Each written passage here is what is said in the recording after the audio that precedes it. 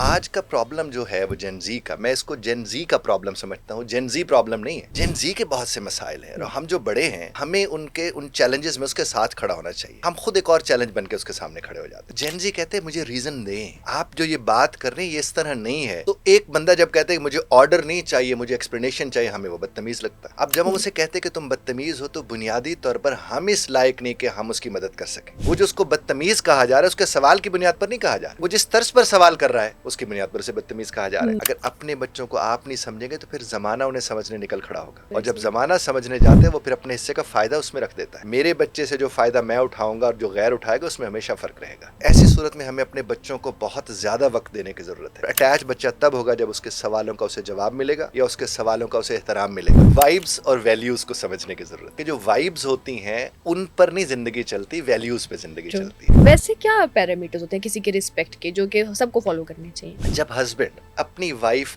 के जुमले को दरमियान में टोक के उचक लेते और कहते मुझे पता है तुम क्या कहना चाह रही, तो उस वक्त वो मॉडलिंग कर रहा होता है कि एहतराम नहीं किया उसने, तो वहां पर उसने एहतराम खत्म कर दिया। अब जब बच्चा ये कहते बाबा मुझे पता है आप क्या कह रहे हैं, उस वक्त उसको क्यों तकलीफ होती है? अगर उस्ताद कमरे जमात में टॉन्ट करना छोड़ दे, बातें लगाना छोड़ दे, बच्चे का दिल खराब नहीं होगा, वो एहतराम करेगा। किसी ने हमारे साथ गलत बिहेव किया और हम उसके साथ अच्छा बिहेव, रिस्पॉन्स अच्छा देते हैं जैसे आपने कहा, तो उसमें कोई बदलाव आ सकता है? ये नुक्ता ही गलत है कि उसमें बदलाव लाने। उसमें आ नहीं सकता। ये बदलाव क्यों आप लाना चाह रहे हैं किसी में बदलाव? देखिए ये हमारा काम नहीं है किसी को बदलना, हमारा काम है अपने आप को ठीक रखना। कितना टॉलरेट करना चाहिए? कता ताल्लुक एक अच्छा ऑप्शन होता है। कता ताल्लुक या कता रहमी को पसंद तो नहीं किया गया, लेकिन आपको लगता है कि आपकी हद यहाँ तक है और इससे मजीद अब बर्दाश्त नहीं कर सकते हैं, आप छोड़ दो। लेकिन सर गलत रिलेशनशिप को चलाना और बच्चों को और ट्रॉमा देना से बेहतर नहीं है कि हम डिवोर्स कर लें? बुला के मैं आपको इख्तियार जब मेरे रब ने दिया मैं कौन होता हूँ? बात यह है कि तलाक को पहली ऑप्शन नहीं समझना चाहिए। प्री मैरिज कोचिंग सबसे ज्यादा जरूरी है। ये मोहब्बतें ये सब वक्ती होती हैं,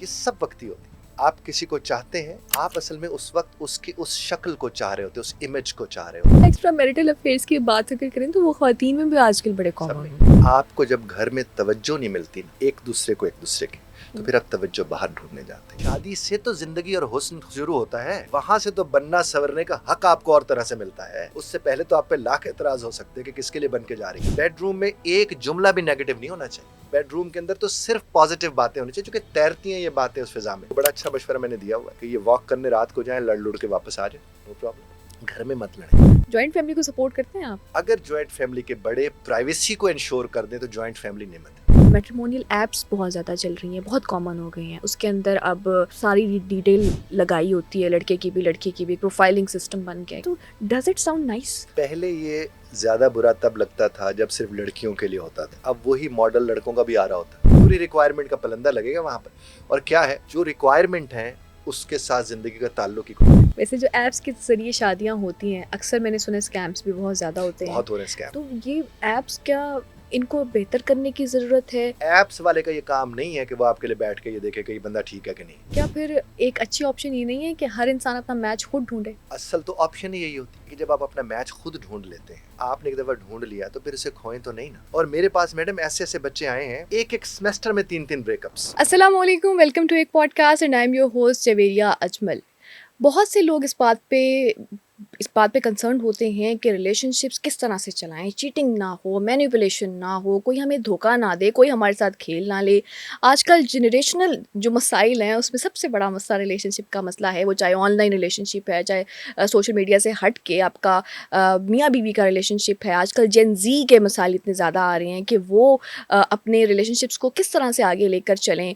इतनी टर्म्स कॉमन हो गई हैं, गैस लाइटिंग, गोस्टिंग, और हमें आधी टर्म्स जो हैं वो तो मुझे भी नहीं पता होती कि ये नई टर्म कहाँ से निकल कर आई है। ब्रेड क्रम्बिंग कर रहे हैं और आप लव बॉम्बिंग कर रहे हैं, ये क्या चीज़ें होती हैं, कैसे दिमाग से खेला जाता है और कैसे हम इससे बच सकते हैं? झूठ को कैसे रिजेक्ट कर सकते हैं कि अच्छा कोई हमारे साथ झूठ बोल रहा है या नहीं बोल रहा? हम कैसे अपनी जो लाइन है वो ठीक पाथवे पे जा रहे हैं, हमें कैसे पता चलेगा? और क्या वाकई क्या क्या कंडीशंस होनी चाहिए किसी इंसान को परखने की या फिर उसके साथ चलने की? रेड फ्लैग्स, ग्रीन फ्लैग्स ये होते भी हैं या नहीं होते? अरेंज मैरिज, लव मैरिज, कौन सी बेहतर होती है? अब इस सब पे बात करने के लिए आज हमारे साथ मौजूद है renowned relationship coach sir Ejaz Bukhari, जो कि अक्सर आप सुनते होंगे कि वो बहुत से अच्छी बातें सिखा रहे होते हैं हमारी जनरेशन को और हम सब उनसे रिलेट कर पाते हैं। उनसे पूछेंगे इस सब के बारे में। चलिए आपको उनसे मिलवाते हैं। सर कैसे हैं आप? अल्हम्दुलिल्लाह, आप खैरियत से? बिल्कुल ठीक, thank you so much for coming. Honoured honoured.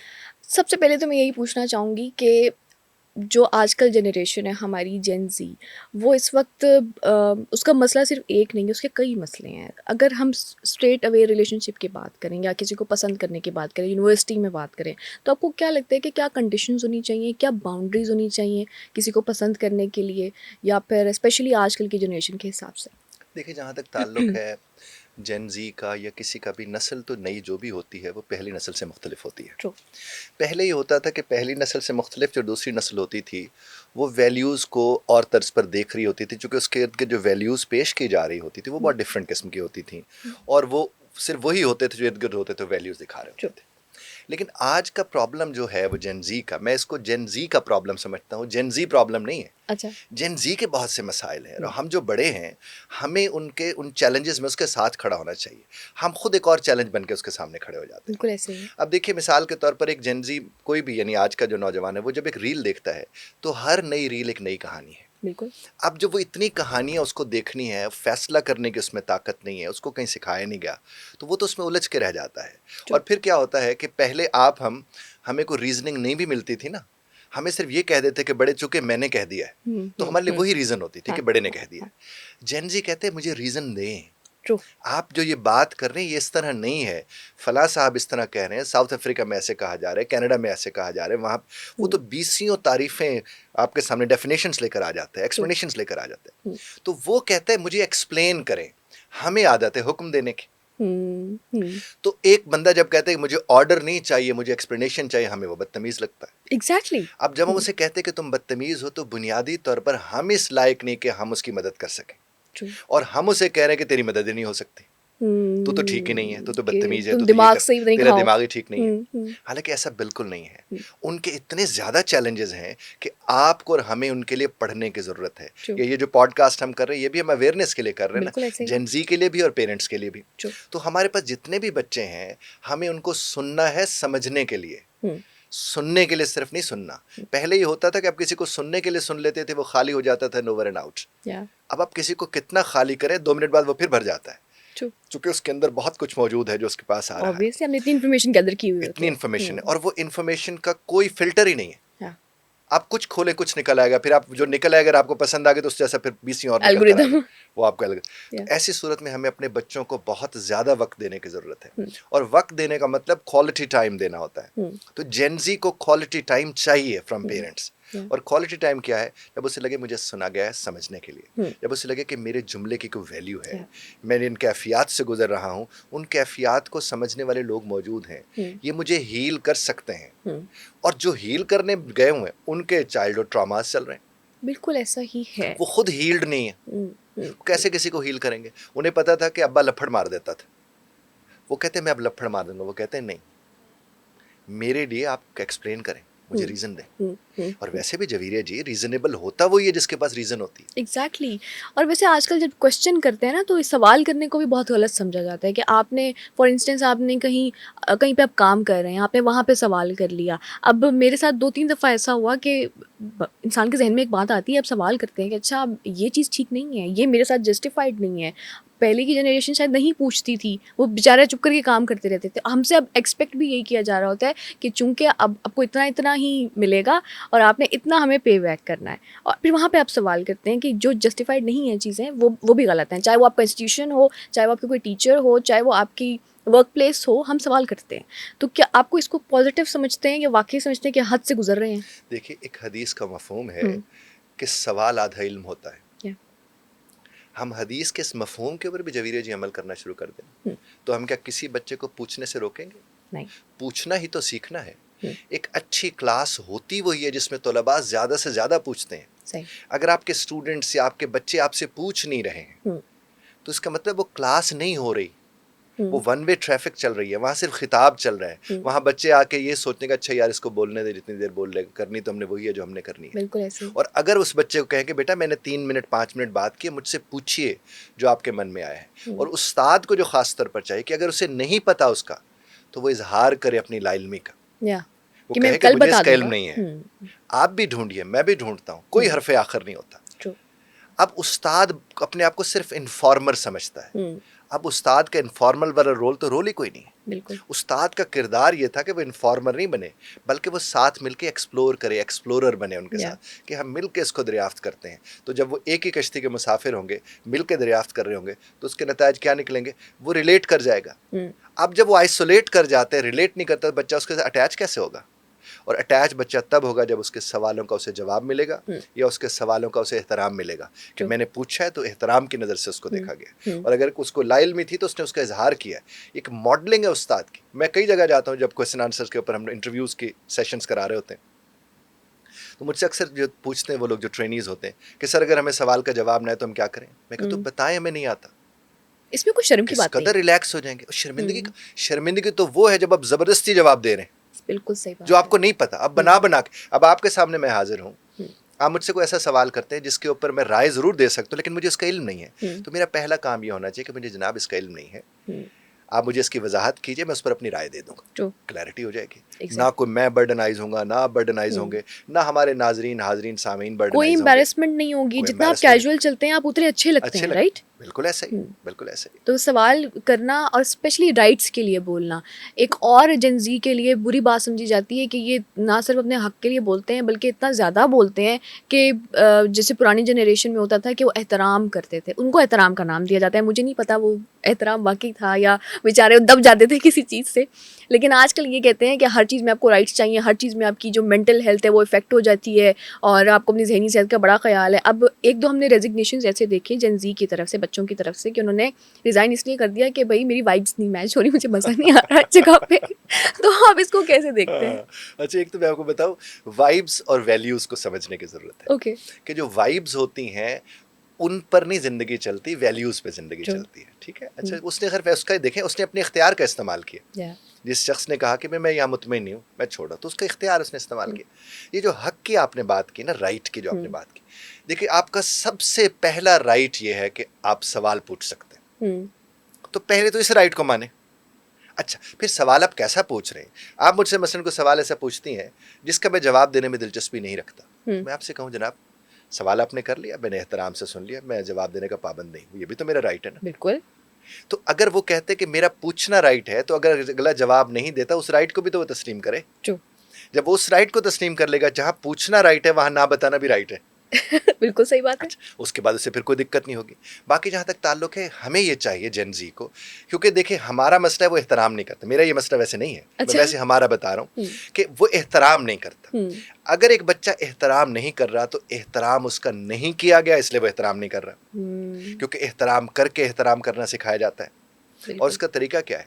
वो आपसे सवाल करते हैं, आप उसे कहें बेटा सवाल आपका बड़ा शानदार है, पर इसको जिस तर्ज पर आपने बयान किया है उसमें अगर आप मोहतात हो जाए, वो मैं आपको बता दूं, इस तरह से आपको सवाल करना चाहिए।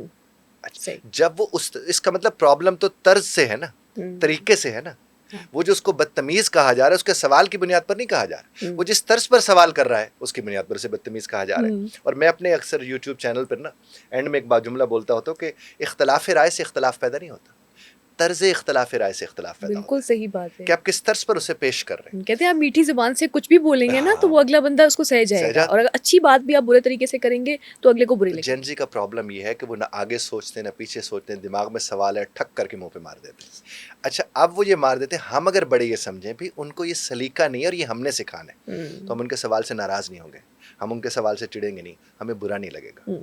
और अगर हम ऐसा नहीं करेंगे तो नताइज तो उसके हमारे सामने निकल कर आ रहे, तो हम जेन जी से कहेंगे कि आप हमारी जिम्मेदारी हैं, हम अभी आपकी जिम्मेदारी नहीं है, हमें समझने की जरूरत है। बिल्कुल ऐसे ही है। आपको अगर समझाना है तो वो हमने समझाना है, लेकिन आपको समझ के समझाना है, आपके साथ उलझ के नहीं समझाना है। जिस घड़ी मैं ये बात समझूंगा, जो मैं बड़ा होने की हैसियत से अपने जेन जी से बात करूंगा, तो यही जो मेरी उम्र के लोग हैं उनसे भी मैं ये गुजारिश करूंगा कि ये आपके बच्चे हैं, अगर अपने बच्चों को आप नहीं समझेंगे तो फिर ज़माना उन्हें समझने निकल खड़ा होगा, और जब ज़माना समझने जाते हैं वो फिर अपने हिस्से का फ़ायदा उसमें रख देता है।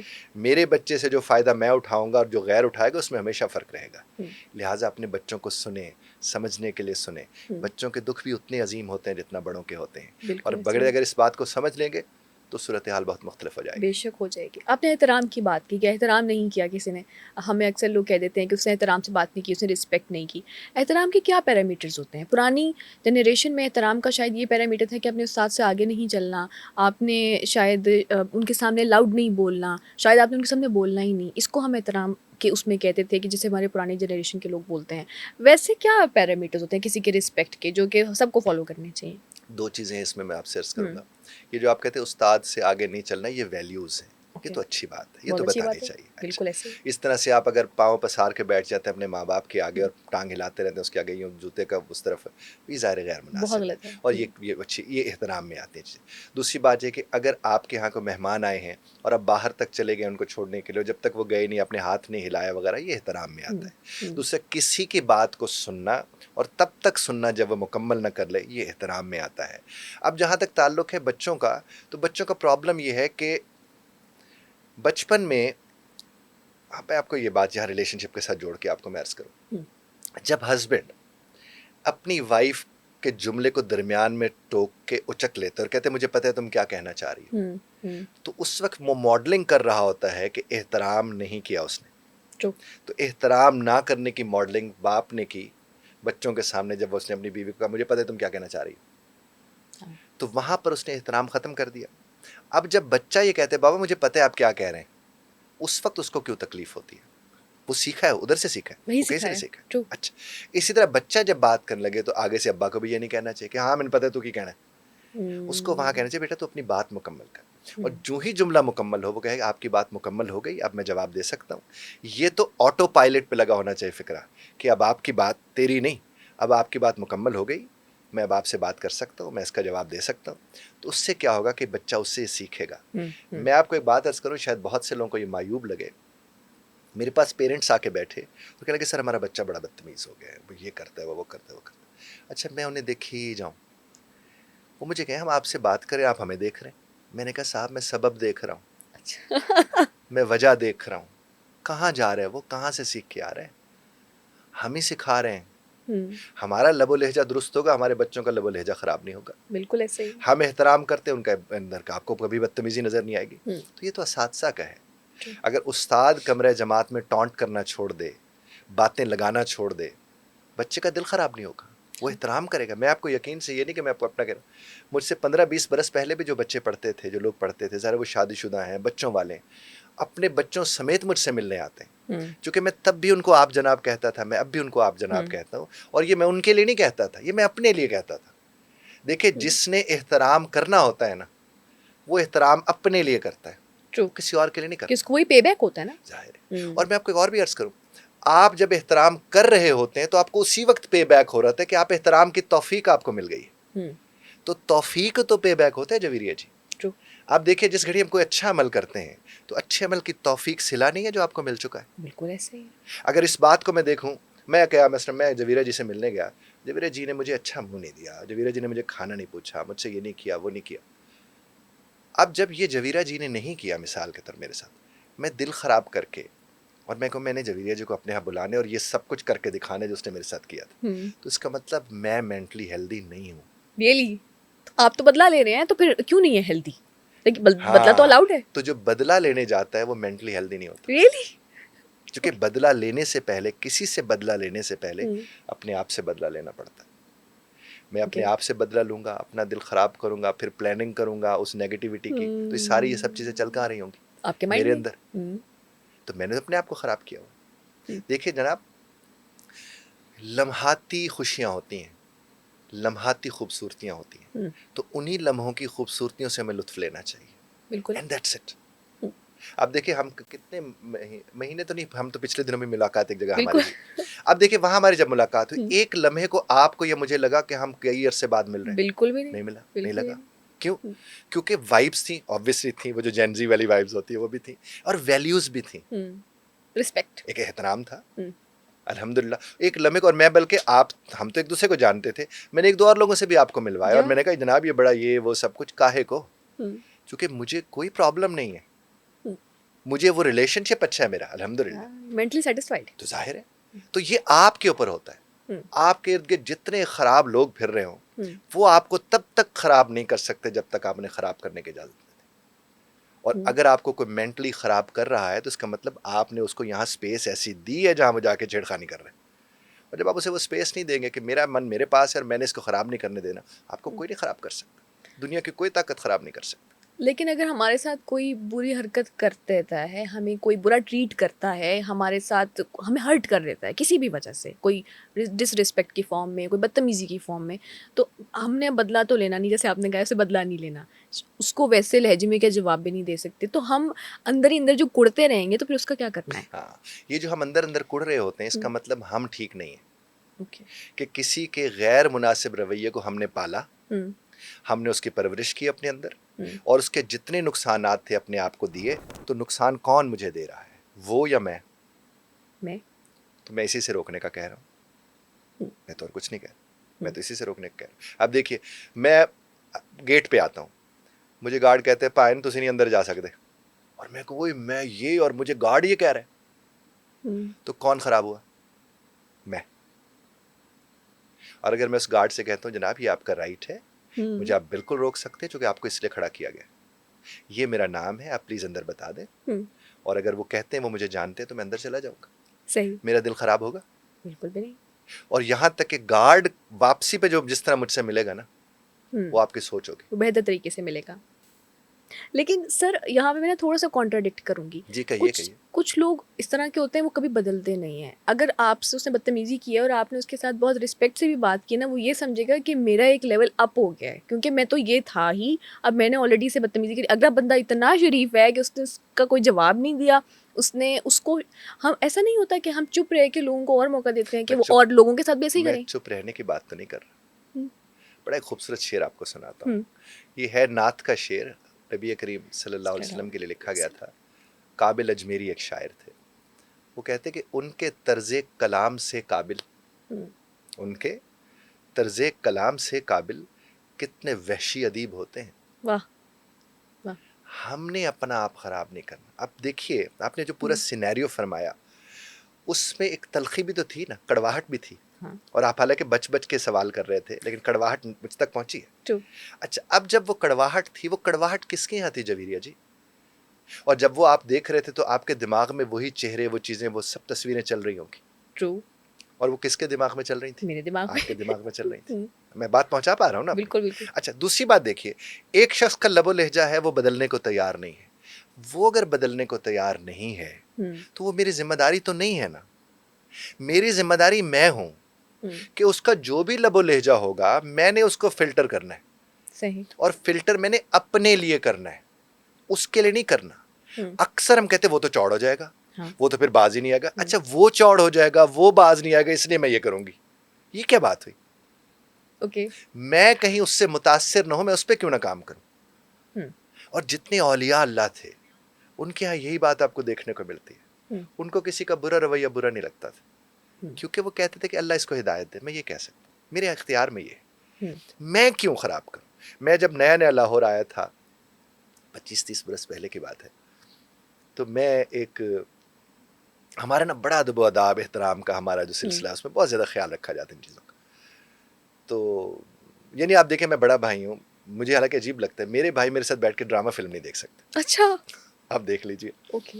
यानी वो कंफर्टेबल नहीं उस तरह से फील करते कि भाईजान बैठे वो हैं, वो एक उनके एक ऐसे रिस्पेक्ट एक का रिस्पेक्ट एलिमेंट के होता है ना? एलिमेंट होते हैं। हाँ, हालांकि मैं ऐसा नहीं चाहता, हुँ, मैं चाहता हूँ हम लोग मिल के उसको देखें करें, लेकिन वो शुरू से बचपन से जो हो गया वो सिलसिला हो गया। हाँ, मैं जब यहाँ पर आया तो एक नान वाली दुकान पर ना अच्छा, मैं गया नान लेने के लिए, ठीक है। और मैं वहाँ खड़ा हूँ, मैं को जनाब 2 नान दीजिएगा। कोई साहब इधर से आए, यूं यहाँ से उनका आए वो बात, 2 नान फड़ाई, 3 नान फड़ाई। अच्छा, अब मैं खड़ा हूँ, उनको किसी नान फड़ाई जा रहा है, किसी कुछ जा रहा है, किसी हुँ, कुछ जा रहा है। हुँ, तो मेरे पीछे एक साहब बड़े कवील जुस्सा लंबे तड़ंगे से, उन्होंने ऊपर से आकर ना मेरे, यानी उनका यहाँ पर उनकी ठोड़ी होगी मेरे, इतने ऊंचे लंबे थे वो। ओके। तो उन्हें निकाली एक गाली, और वो गाली जिंदगी में मैंने पहली दफा सुनी थी। अच्छा, कहते तू मुंडे नान नहीं फड़ांदा। अच्छा, मैं हैरानी से अब उन्हें देख रहा हूँ, नान मेरे हाथ में थे। मुझे वो साहब कहते, पुत्र गल सुन, हुँ, अगर तुमने लाहौर में रहना है और अगर नान दीजिएगा कहने, तो तेनों नान नहीं लबने। इतने अदब अदाब नहीं है भई। मैंने उनसे कहा कि 2 नान के पीछे मैं अपनी वैल्यूज नहीं खराब कर सकता, हुँ, हुँ, मुझे अपनी वैल्यू के साथ रहना, ट्रू। अदब एहतराम के साथ रहना। मेरे दिमाग में तो उस दिन से खास तौर पर रीइंफोर्स होगी बात, वो यही है कि हम क्यों बुरा करें। अगर मेरे साथ बुरा हो रहा है तो मुझे कहाँ ये इख्तियार मिल जाता है कि मैं किसी के साथ बुरा करूं। सही। मुझे ये इख्तियार है कि मैं अपने साथ बुरा होने वाला जो मामला है, मैं फिजिकल की बात नहीं कर रहा, इमोशनल की बात कर रहा हूँ। फिजिकल तो जाहिर है कोई हाथ मारेगा तो आप भी आगे से हाथ उठा ही देते हो, एक्शन का रिएक्शन वो तो होता होता ही है। है। लेकिन जो इमोशनल रिएक्शन है उसको मैं कहता हूँ उसे आप रिस्पॉन्स में बदलें। सही। और रिस्पॉन्स में तभी बदला जा सकता है जिस घड़ी आप उसे थोड़ी देर के लिए आप रुक जाएंगे, 30 सेकंड के लिए, 1 मिनट के लिए, आपका रिएक्शन रिस्पॉन्स में बदल जाता है, फर्क पड़ जाता है। तभी कहते हैं ना कि अगर आप खड़े हैं तो बैठ जाएं, जी, बैठ जाएं तो आराम से डिस्ट्रैक्ट कर, सांस लें, गहरी सांस लें, वो ताकि आपको डिस्ट्रैक्ट गुस्सा ना करना आए। मकसद होता है। अब देखिए मसलन मैं वहां पर आया हूँ, आपके भी गेट पर जब मैं आया, मैं उतरा, मैं आया, मैंने आके हाथ मिलाया गार्ड्स को, सलाम किया उनसे, और मैंने कहा जनाब मुझे फलां जगह, मैं सीधा सीधा आ भी तो सकता था, उन्हें कहा ज़ाहिर है कोई गेस्ट ही होगा। ऑब्वियसली। अच्छा, फिर मैंने कहा मेरी रहनुमाई कीजिए, हालांकि मुझे सामने गेट नजर आ रहा था। ये कि उन्हें एहसास हो इस बात का कि वो अहम है और इस ओहदे वाले से ये पूछा जाता है। सही। उन्हें मुझे कहा, फिर एक साहब वहाँ से उठ के यहाँ पर आके लगे सामने आप इस तरह से, मैंने कहा बहुत शुक्रिया, मैं आ गया। अच्छा, अंदर आए तो मुझे था कि मैं अंदर चला जाता। आपके रिसेप्शन पे जो खातून बैठी थी उनका एहतराम भी मुझ पे वाजिब है और उन्हीं से मुझे हिदायत लेनी है। मैं उनके पास गया, जब मैंने कहा जनाब फरमाइए, बल्कि हालांकि गार्ड ने मुझे कहा सीढ़ी आप चढ़ जाएंगे या इधर इस तरह लेफ्ट साइड पे हो जाए कुछ का। मैं उनके पास गया, मैंने उनसे इंटरेक्ट किया, उनसे बात की। क्यों? क्योंकि एहतराम, अब देखें, अब नेक्स्ट टाइम मैं हाजिर होता हूँ वो मुझे जरूर पहचानेंगे। बिल्कुल।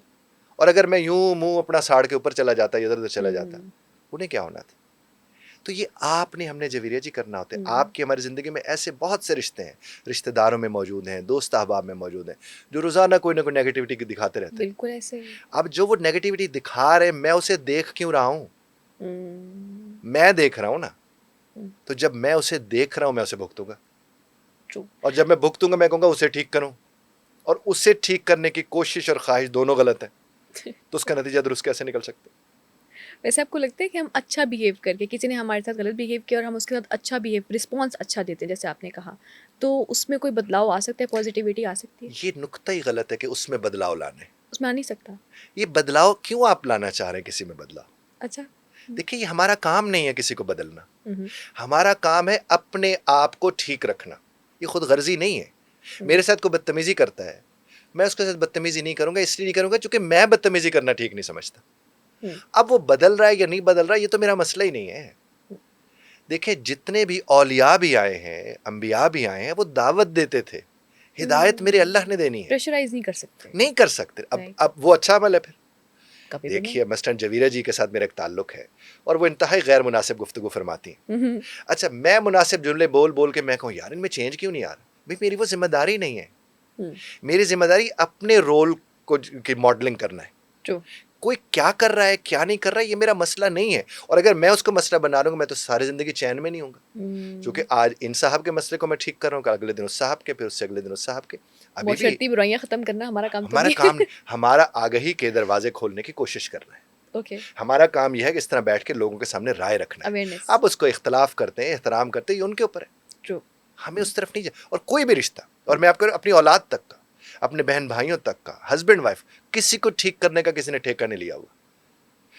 यही तो मेरे खुदा ने, देख, सीधी सीधी चीजें आपके सामने, भाई ये अच्छा रास्ता है, ये बुरा रास्ता है, आगे आपकी मर्जी है, इख्तियार मैंने आपको दे दिया। तो हम क्यों कहते हैं नहीं मैं इसको तो बदल के छोड़ूंगा? तो वो मेंटली हेल्दी नहीं होता जवीरिया जी जो ये कहते हैं मैं इसको बदल के छोड़ूंगा। ना, बदल नहीं सकते आप किसी को। नहीं बदल सकने, देखिए ये जब बदलना चाहिए ही नहीं, राइट? आप कहते बदल नहीं सकते भी नहीं कहना चाहिए। अच्छा, आप किसी को क्यों बदलें? यानी आप अपने लिए किसी को बदलना चाह रहे हैं? जरूरत ही नहीं है। आप अपने लिए किसी को बदलना चाह रहे हैं ना, और किसके लिए बदलना चाह रहे हैं फरमाइए? ऑब्वियसली तो फिर तो वो आपके लिए क्यों बदले? हमें भी नहीं बदलना चाहिए किसी के लिए। जनाबे अली, जनाबे अली, आपको अपनी हद में रहते हुए अपने रिश्ते की हुदूद का ख्याल रखना चाहिए। बाउंड्रीज होती यही है, और अगर ये बाउंड्रीज ना हो तो जिंदगी नहीं चल सकती। जब कुछ रिश्ते बड़े करीबी होते हैं, जैसे हमने बात की रिश्तेदारों की भी, कब ऐसी स्टेट आती है कि अब उनसे कतई ताल्लुक़ कर लेना चाहिए? क्योंकि एक बात होती है नामुनासिब, अब हमने उसको नहीं बदलना, हमने चलो उसको रिस्पॉन्ड कर दिया, उसने दोबारा की, हमारी वाइब्स नहीं मैच हो रही, हमें पसंद ही नहीं आ रही बात, चाहे वो शौहर है, बीवी है आपकी, शायद औलाद हो, या शायद आपके कोई बहुत करीबी रिश्तेदार हो, और वो बार बार एक ही चीज़ करते हैं, तो आप कितना टॉलरेट करना चाहिए? कतई ताल्लुक़ एक अच्छा ऑप्शन होता है? देखिए, कता ताल्लुक या कता रहमी को पसंद तो नहीं किया गया, लेकिन आपको लगता है कि आपकी हद यहाँ तक है और इससे मजीद आप बर्दाश्त नहीं कर सकते हैं, आप छोड़ दो। ओके। उसमें कौन सी ऐसी बात है? लेकिन छेड़ के नहीं छोड़ना, ना छोड़ के छेड़ते रहने, अच्छा। जो हमारे यहाँ बहुत ज्यादा पाया जाता है। आप देखिए कि जब आपने ताल्लुक बना लिया, जब ताल्लुक खत्म किया तो उसका मतलब खत्म होना चाहिए, फिर उसका जिक्र नहीं होना चाहिए। आपको मसलन मामू है, चाचा है, खाला है, खालो, आपको लगता है भाई ये बार बार हमारे साथ ये हो चुका है, अब हमने इनके साथ ताल्लुक नहीं रखना, तो उसका बेहतरीन तरीका उनके साथ बैठिए, उन्हें कहे कि ये मामलात होते रहे हैं, चिढ़ के नहीं, गला ख़राब करके नहीं, फाड़ के नहीं, देखिए जनाब ये मामलात आपके दरमियान होते रहे, ये चीज़ें हमने इस हद तक देख लें, मज़ीद हम इसे देख नहीं सकते, इसलिए हम चाहते कि हम अब मज़ीद आगे ना मिलें एक दूसरे से। ठीक है। ये देखिए इसी तरह से, और इस तरह से कौन बात करेगा? जो मेंटली हेल्दी नहीं होगा, जो छेड़छाड़ वाला नहीं बैठा होगा।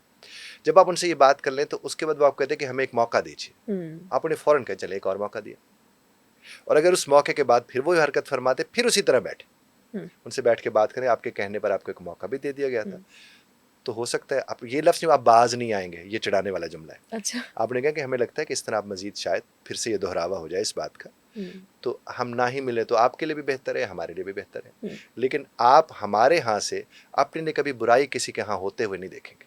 सही। और दरख्वास्त आपसे भी ये करें, बाकी आपका मामला है। कितने आसान तरीके से पैदा हो गए, और अगर कहें मैं तेन वेख लांगा तो मैं भी तेन वेख लांगा, तो दोनों ही मेंटली ठीक नहीं है। वो उधर चुगली कर रहे हैं, आप इधर चुगली कर रहे हैं उनकी, तो कोई फायदा नहीं ना इस चीज़ नहीं का। होना चाहिए। लेकिन आप देखें अगर आपकी चुगली हो रही है और कोई आपको आकर कह रहा है कि वो तो तुम्हारे मुतालिक ऐसा कह रहा था, हाँ। आपने कहा कि आइंदा आपने मुझे उनकी कोई बात नहीं बतानी, आपका हमारे एक अच्छा ताल्लुक है, वो है जो वो कर रहे उससे मिलता जुलता आप भी तो कर रहे हैं इस वक्त, उसी की बात इधर आके बता रहे हैं, तो वो आपके खैर खा तो नहीं होंगे, वो तो आए इसलिए थे कि आप कुछ कहें और वो वहां लेकर जाए। एग्जैक्टली, बहुत सारे लोग ऐसा होते हैं, ऐसे ही होते तो हैं। आपने जनाब इस मौजू में मुझसे बात मत कीजिए, मसद माजरत, हम आपस में बैठे, हम आपस में बात करें ना, जिनके साथ हम, को डिस्कस करें। हाँ, मुझे ये बात हमारे एक साहब, उनकी बीवी उन्हें छोड़ गई। अच्छा। तो 2-4 लोग गए, बड़े नाम वाले आदमी, 2-4 लोग गए कि साहब आप कहें तो हम यूं मीडिया में ये कर देंगे उनके खिलाफ। तो उन्होंने कहा कि यार वो मेरी बीवी थी, मेरा उसका पर्दे वाला ताल्लुक था। True. अब जब ख़त्म हो गया है तो एहतराम में कोई कमी नहीं, मैं क्यों बैठ के उसके मुतालिक बात। उन्होंने कहा जनाब आपके मुतालिक तो वो ये कर रही है, कहते वो कर रही है ना, मुझे ये अच्छा नहीं लगता, मैं कम अज़ कम इससे आपका ज़र्फ बड़ा होता है, राइट? अब आपने वो लफ्ज़ बोला जिसको मैं नहीं बोलना चाह रहा था। Really? उसकी वजह ये थी कि ज़रा मुश्किल लफ्ज़ लोग इसको और तर्ज पर देखते हैं। तो ज़र्फ क्या होता है? अपना ख्याल रखना, ये है ज़र्फ। जो उलझ पड़ता है वो अपना ख्याल कहाँ रख रहा होता है, वो तो चौक चौराहे में ले आता है चीज़ों का।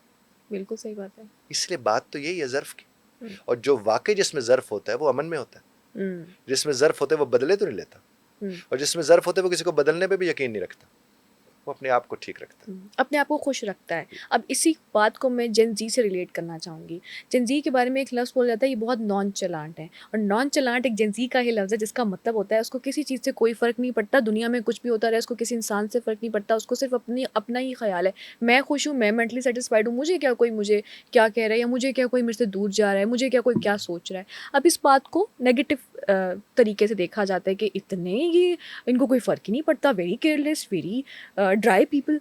तो इसको आप कैसे सोचते हैं? मैं आपको अर्ज करूं, जब कोई कहता है ना कि इससे फर्क नहीं पड़ता, यानी मैं कहता हूं इससे फर्क नहीं पड़ता, इसका मतलब मुझे बड़ा फर्क पड़ रहा है क्योंकि उसे फर्क नहीं पड़ रहा। अब हम ये समझते हैं उन्हें फर्क नहीं पड़ता, ये हो कैसे सकता है कि आप इंसान और आपको फर्क ना पड़े? पड़ता तो है। फर्क सबको पड़ता है, उस फर्क को मैनेज करना होता है, जिसको मेंटल हेल्थ कहते हैं। यानी हमें क्यों नहीं होगा, हमारे इर्द गिर्द अगर बुराई होगी तो क्या मुतासिर नहीं होंगे? बिल्कुल होंगे। तो वो जो मुतासिर होने वाला एरिया आता है उसको मैनेज करना जान जाए तो हम मेंटली हेल्दी हो जाते हैं। अच्छा, अब बच्चा आपको कह रहे हैं उसको फर्क नहीं पड़ता, ये आपने तय किया उसे फर्क नहीं पड़ता, और एक वक्त आता है वो कहना शुरू करता है, जो जनजी करे भाई मुझे क्या मसला है, मुझे से कोई फर्क नहीं पड़ता।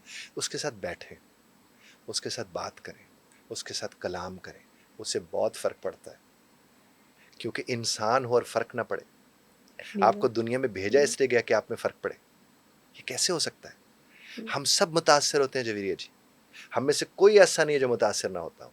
कुछ अच्छी तरह मुतासिर होते हैं, कुछ बुरी तरह मुतासिर होते हैं, मुतासिर सभी होते हैं, इन्फ्लुएंस में सभी लोग आते हैं। अब जेन ज़ी को जब आपने भेज दिया मसलन, अब देखिए यहाँ पर एक प्रॉब्लम ये आ रहा है कि वैल्यूज होती हैं, कल्चर होता है एरिया रीजन के हिसाब से। बिल्कुल। अब जेनजी है सब कॉन्टिनेंट का, वो वैल्यूज देख रहे हैं अमेरिका की। नेटफ्लिक्स सारा दिन। अब वो जब अमेरिकन वैल्यूज देखेगा, साउथ अफ्रीकन देखेगा, सोमालियन देखेगा, कैनेडियन देखेगा, तो वो जो वैल्यूज हैं वो यहाँ आकर आपके सामने रखेगा, आप तो एलियन है उन वैल्यूज के हवाले से, आपको लगता है इससे फर्क ही नहीं पड़ता। हालांकि वहां पर जो उसने देखा था, अब देखिए हमारे यहाँ मिलने के जो अंदाज है, जनूबी एशिया का अपना मिलने का अंदाज है, शुमाली एशिया का अपना, हर एक का अपना अपने मिलने का अंदाज है। जो जहाँ जा रहे हैं उनका उठना बैठना चलना फिरना सब मुख्तलिफ है। अब वो जब इख्तलाफ वाली रील देख के आता है वो उसका इजहार कर देता है। हम बजाय इसके कि उसके साथ बैठ के अपने वैल्यूज की मॉडलिंग करें, हम उसके साथ उलझ पड़ते हैं। फिर हम कहते हैं इसको तो फर्क ही नहीं पड़ता। ये कैसे हो सकता है? ये नहीं होता कि उसे फर्क ना पड़े, लेकिन ये है कि हम कहते हैं वो वाला फर्क नहीं पड़ता जो हमें पड़ा करता है। ट्रू। इसलिए हम कहते हैं इसे फर्क नहीं पड़ता। हालांकि बेचारों को फर्क क्यों नहीं पड़ता? वो डर जाते हैं, वो सहम जाते हैं, फर्क पड़ता है तो डरते और सहमते हैं। वो खुश हो जाते हैं, फर्क पड़ता है तो खुश होते हैं। तो ये मत कहें कि उन्हें फर्क नहीं पड़ता, बिल्कुल उन्हें फर्क पड़ता है। जो आपको पड़ता था बचपन में वो तो उन्हें नहीं पड़ेगा, पढ़ भी नहीं सकता, वो नहीं पढ़ सकता। तो उन्हें जो फर्क पड़ता है उसको समझ के आपने उनके साथ बैठना है, तभी जाकर मसाइल और हालात बेहतर वाले होंगे, अदरवाइज नहीं। जरा हमारे से जो पहले की जनरेशन है, अगर वही बात कि अगर हम वो वैल्यूज़ जो हम देखते हैं सोशल मीडिया के ऊपर हम ला के नॉर्मलाइज, क्योंकि आप 2 सीरीज़ देख लें कोई नेटफ्लिक्स की जो एक ऐसी वैल्यू पे बनी हो जिसको हमारे माशरे में इंतहाई गलत समझा जाता है, आपके लिए वो नॉर्मलाइज हो जाएंगे। क्योंकि आपको ऐसा लग रहा है कि इस सीरीज़ में इतना नॉर्मलाइज है, आपके दिमाग में वो चीज़ नॉर्मलाइज हो गई, वो फिर चाहे कोई भी चीज़ हो। उसके बाद अगर आप आके उसके हक में बात करने की कोशिश करते हैं या ये कहते हैं कि हर बंदे का राइट है वो जैसे मर्जी ज़िंदगी गुजारे, तो मज़हब को बीच में लेकर आया जाता है और ये कहा जाता है कि ये तो मज़हब से बहुत दूर है और इससे तो जाना ही जहन्नुम में है और इन लोगों के लिए ये आयात हैं, और ख़ास तौर पे जेन ज़ी या स्पेसिफिकली फ़ीमेल्स के लिए इस तरह के लफ्ज़ बोले जाते हैं। तो ये तो इस लाह के अलावा भी इंसान को आप पूरा तोड़ के रख देते हैं। वो शायद यही डाउट करने लगता है कि अब तो शायद मुझे अल्लाह बख्शेगा ही नहीं कि अगर मेरी यही हरकतें हैं। तो ऐसा क्यों? बहुत बहुत अच्छा है। देखिए ला इक्राह फिद्दीन सब जानते हैं कि दीन के अंदर सख्ती नहीं, ठीक होगी। अब यह है कि अगर अब दीन को आप सामने लाते हैं बच्चों के सामने, बच्चे एक तो देख कर आए कुछ भी, अगर वो आपके साथ खुले बंदों बात कर रहा है, ओपन कम्युनिकेशन में जा रहा है, तो अल्हम्दुलिल्लाह, शुक्र अल्हम्दुलिल्लाह आपको करके उसकी बात सुननी चाहिए। जब वो आपसे बात करे तो आप उसके साथ बैठ के रीजनिंग की तरफ जाएं, उन्हें बताएं कि कल्चर क्या होता है, वैल्यूज़ क्या होती हैं, फिर उसे बताएं कि हमारे माशरे में क्या चीज़ पाई जाती है, उनके माशरे में क्या चीज़ पाई जाती है। उसके बाद आप जाकर कहें कि दीन आपको पाबंद नहीं करता, आज़ाद करता है। जब आप उसे दीन वाली आज़ादी समझाएंगे ना कि दीन आपको किस तरह प्रोटेक्ट कर रहा है और आज़ाद भी कर रहा है और आपके ऊपर पाबंदी भी नहीं लगा रहा, तो वो क्या होगा, वो आपका, वो हमारे मज़हब की, दीन की ज़्यादा बेहतर शक्ल ला सकता है सामने। लेकिन हम क्या करते हैं, उसको डराना शुरू कर देते हैं, जिससे आपने भी जिक्र फरमाया। तो खौफ तो दूर करता है, खौफ तो कभी करीब नहीं करता। बिल्कुल। तो मैं तो तकवा का मतलब कहता हूँ यार के रूठने का खौफ है, यानी मेरे रब सोने के साथ ताल्लुक ऐसी नौयत का है कि वो कहीं मुझसे रूठ ना जाए, मैं इसलिए ठीक रास्ते पर हूँ। हाँ। वो तो करीब करेगा। और अगर हो फैंटी लगने का खौफ, वो तो दूर हो जाते हैं इंसान।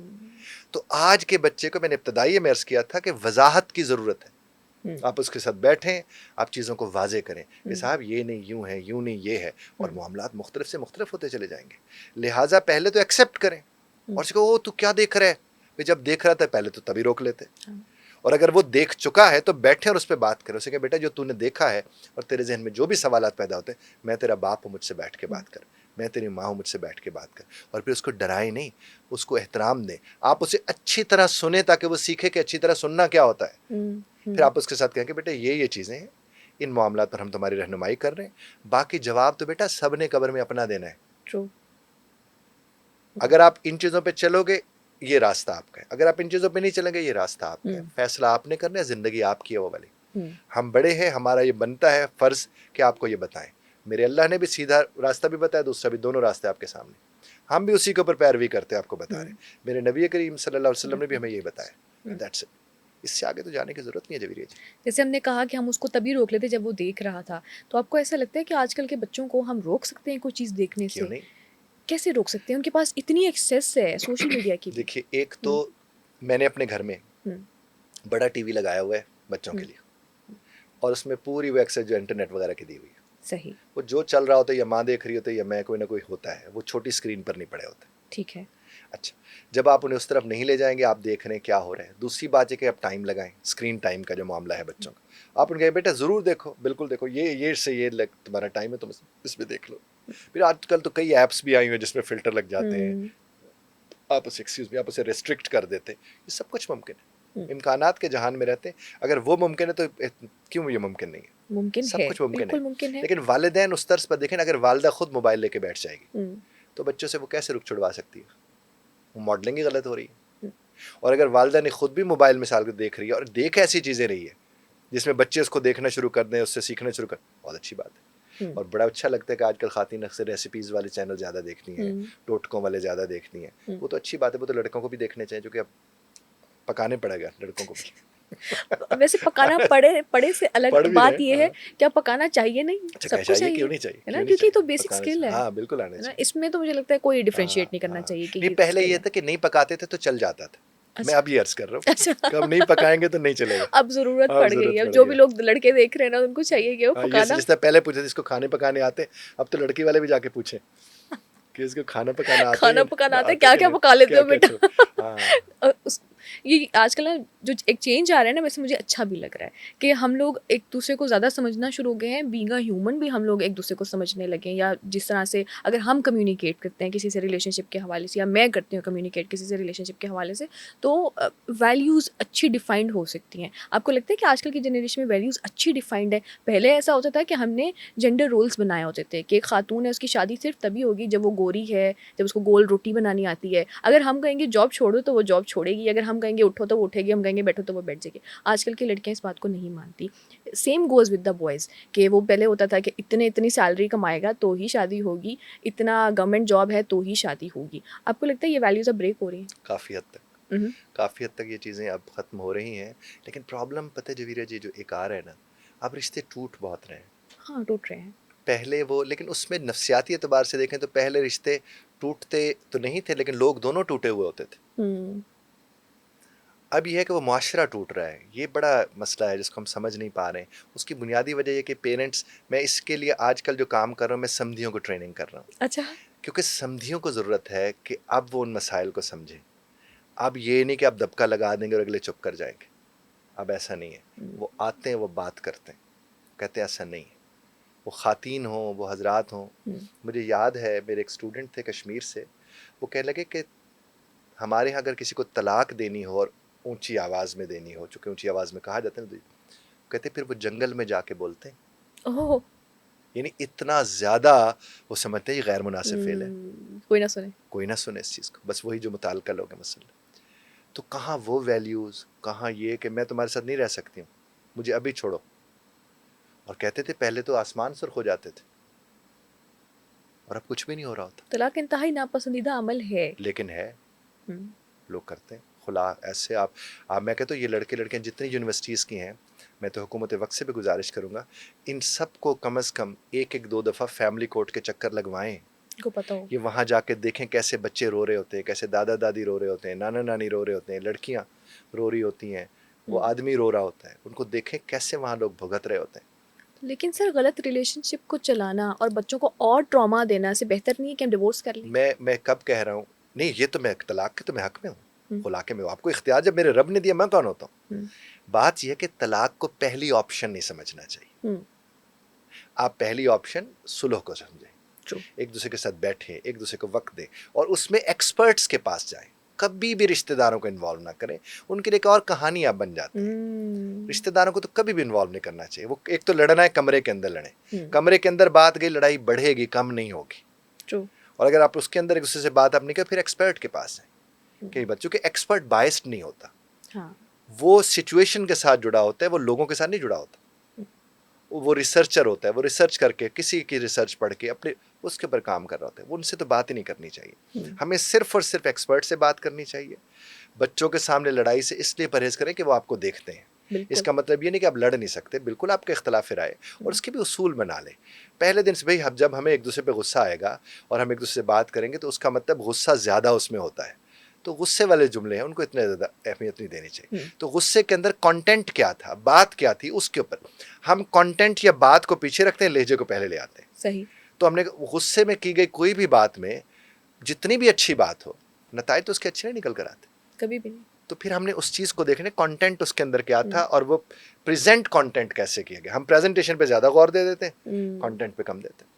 इससे मैं रिलेट करूँगी प्री मैरिज काउंसलिंग को। अब जितनी भी बातें आपने बताई हैं कि आप पहले से ये बात फिक्स कर लें कि आपने लड़ना भी कमरे के अंदर है और आपने एक वैल्यूज़ आपकी होनी चाहिए, आपने किसी के सामने नहीं लड़ना, बच्चों को ट्रॉमा नहीं देना। तो क्या इसमें प्री मैरिज काउंसलिंग का भी रोल है? मैंने मैडम को 15-16 साल पहले इसके ऊपर लिखा था कि हम्म, प्री मैरिज कोचिंग सबसे ज़्यादा ज़रूरी है, क्योंकि हमारे पेरेंट्स ट्रेंड नहीं हैं हम्म, और वो अनट्रेंड पेरेंट्स के यहाँ ये लोग आते हैं। इनकी जिनकी ट्रेनिंग होनी है वो क्या खाक होगी, वो ज़ाहिर उस एतबार से नहीं हो सकती है। दूसरी बात मैं आपसे एक अर्ज़ करूँगा कि ये जो हम कर रहे हैं ये भी तो इनडायरेक्ट हम उनको ट्रेनिंग ही कर रहे हैं, ये जो True. अभी हम बैठे बात कर रहे हैं। और जो मैंने आपसे अर्ज़ किया कि यूनिवर्सिटी के बच्चे ले जाएं वहाँ पर, तो इसका मतलब उनकी शादी अभी नहीं हुई। हाँ, उनको पता चले कि रिलेशनशिप के बाद कैसी कैसी बलाएं अंदर से निकल कर आ रही होती है। वो जो एक दूसरे के लिए मर रहे होते हैं वो एक दूसरे को मारने पे तुले होते हैं। तो ये जब वो वाली शक्ल वो देख कर आएंगे शादी से पहले, तो वो भी एक ट्रेनिंग उनकी होगी। और हुकूमत को तो हर यूनिवर्सिटी के लोगों को ऊपर पाबंदी लगानी चाहिए इस चीज़ के कि ये उनके कोर्स का हिस्सा है कि वो जाएं वहाँ पर। ये बहुत इंपॉर्टेंट बात है। हाँ, वो वहाँ जाएं और वो देख कर आए वहाँ से कि वहाँ हो क्या रहा है। बाकी मैं आपको एक बात अर्ज करूँ, ये मोहब्बतें ये सब वक्ती होती हैं। रियली? ये सब वक्ती होती हैं। आप किसी को चाहते हैं, आप असल में उस वक्त उसकी उस शक्ल को चाह रहे होते, उस इमेज को चाह रहे होते। आप देखो यार, एक खातून के साथ आपका ताल्लुक है, आपने उसको कहीं मोटरसाइकिल पे उठाया या गाड़ी पे उठाया, आप उसे घुमा फिरा के ले गए, घुमाया फिराया, सारा कुछ किया, चाय वाय पी, खाना वाना खाया, उसको उसके घर छोड़ के आ गए। वो सजी संवरी हुई आई थी, सजी संवरी चली गई। वही जब शादी में आ जाती है तो आप जब घर जाते हो वो तो मैली नजर आएगी आपको। वो आपके साथ अगर वो एक बेड पे ज़ाहिर लेटी हुई तो उसके बाल उस तरह तो नहीं है जो उस दिन वो इस्त्री करा के लाई थी। इस तरीके की यस उसको आयरन स्ट्रेट करवा हाँ, दिया। जो भी होता है उसको आयरनिंग नहीं बोलते उसको। आयरनी अच्छा वो तो नहीं होंगे उस तरह से। अच्छा वो भी नहीं होंगे। फिर वो आपके सामने खाना खाते हुए भी उसको पता है कांटा कैसे उठाना है, वो कैसे उठाना है, वो सारे हर चीज सीख के आई होगी। इमेज है। अच्छा उसके बाद जब आपकी बीवी है वो तो मुंह भर भर के भी खा सकती है, वो तो आधी रात को उठ के भी चिप्स फांक लेगी। हाँ। है जी। तो उस वक्त उसके साथ कैसे वो सब सिलसिला हो। तो प्यार हमें उस इमेज से होता है जो सिचुएशन में होता है, इसलिए हम कहते हैं वो बदलता रहता है। ये कहते हैं शादी से पहले तो ऐसे नहीं थे। हाँ, क्यों कहते हैं? वो वाकई नहीं होते ना। आप देखिए जब हम कहते हैं वो शादी से पहले ऐसे नहीं थे, तो शादी से पहले तो उन्हें वैसे ही होना था। उस वक्त वो बिल नहीं मांगती उस तरह से कि बिजली का बिल आ गया क्या होगा। हाँ। शौहर आके ये नहीं कहता कि इधर कौन तुम्हारा बैठा हुआ कि तुमने पंखे चलाए हुए हैं, डस्ट क्यों है, मट्टी क्यों है। और इधर तो वो कहते वो आपने एसी ऑन नहीं किया था, लेकिन आपको कितना पसीना आ रहा है, मैं एसी ऑन कर लेता। इधर तो ये होता है ना। उसके बाद कहते तू एसी के बगैर नहीं बैठ सकती, तुझे नहीं पता पिछली दफा बिल हमने कितना भरा। तो हर्टिंग है ना ये कि पहले क्या कहते थे। तो वो सिचुएशन होती है जनाब। इसलिए मोहब्बत का मतलब वो सिचुएशन है, आप जिस सिचुएशन में है। तो अब वो है ना, बड़ा अच्छा किसी का शेर था कि तेरे कूचे इस बहाने मुझे दिन से रात करना, कभी उससे बात करना, कभी उससे बात करना। और एक वक्त आता है यानी इधर उधर से बातें करके उसकी बात हो रही होती, और एक वक्त सामने होती और बातें नहीं हो रही होती कि मेरा नहीं दिल कर रहा तुझे देखने को, तुझसे बात करने को। तो गलत हो गया ना। तो कहाँ से ठीक हुआ ये? तो क्या वही चीजें बरकरार रखनी चाहिए जो शादी से पहले थी? हो नहीं सकती। हो ही नहीं सकता। नहीं हो सकती। तो फिर क्या करें? जो बरकरार रखने के लिए कह रही है या कह रहा है उसने भी तो बरकरार रखना है। दोनों ने रखना है। प्रॉब्लम ये होता है, वो कहते हैं कि मैं तो वैसी रहूंगी, तो कहते फिर खाना कौन पकाएगा। वो कहती है मैं तो वैसी रहूंगी, कहते तो फिर बिजली के बिल कहाँ से भरेंगे। फर्क पड़ता है। इसलिए आप हालात के मुताबिक आपको ढलना होता है, और वो उस वक्त की इज्जत उसमें है कि उस वक्त के मुताबिक आप चल रहे हैं। तो फिर आप देखो अगर तुम बनती संवरती थी उसके लिए जो तुम्हारे इख्तियार में नहीं था, तो जो अब तुम्हारे इख्तियार में उसके लिए तो और बनो सवरो। बहुत ज्यादा जरूरत है इस बात की। लेकिन नहीं होता ना सर। लेकिन आदमी को भी चाहिए ना कि बने सवरे। आदमी को तो उससे भी ज्यादा चाहिए।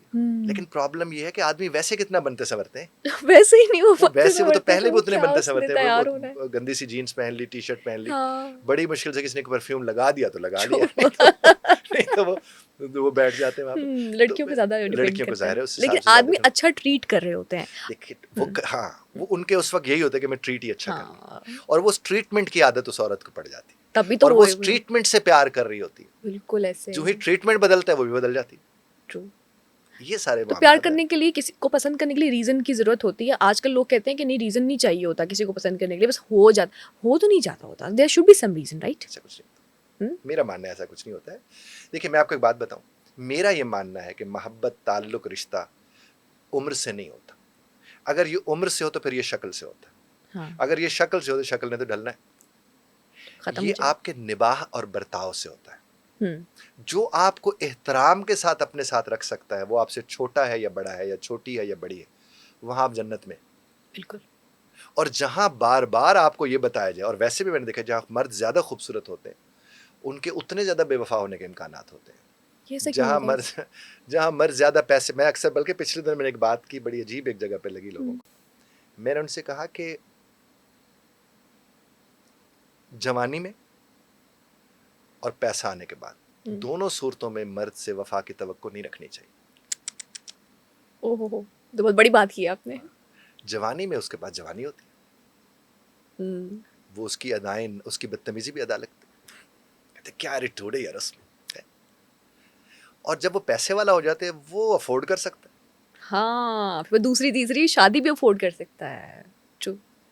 तो इसका मतलब इन दो हालात में आप उनसे ये तवक्को ना ही रखें तो आप सुखी रहेंगे। हुँ, मेरी बात पहुंच रही है ना आप तक? हुँ। ना रखें। वो जो पिस रहा है, जिसको बिल नहीं भरा जा रहा, जिससे उससे वफा की तवक्को कर सकते हैं कि उसके पास ऑप्शन ही कोई नहीं है। ओके। मेरी बात को समझ रहे हैं ना? हुँ। उससे आप तवक्को रखें कि वो कहाँ जाएगा, क्या करेगा बेचारा। उसको किसी ने पूछना भी नहीं है, उसको पैसे ही नहीं है तुम्हारे उसके पास पास। पैसे नहीं, हुँ। उसकी अच्छी शक्ल सूरत का वो किस हद तक अंदाजा कर सकता है, उससे ज्यादा नहीं।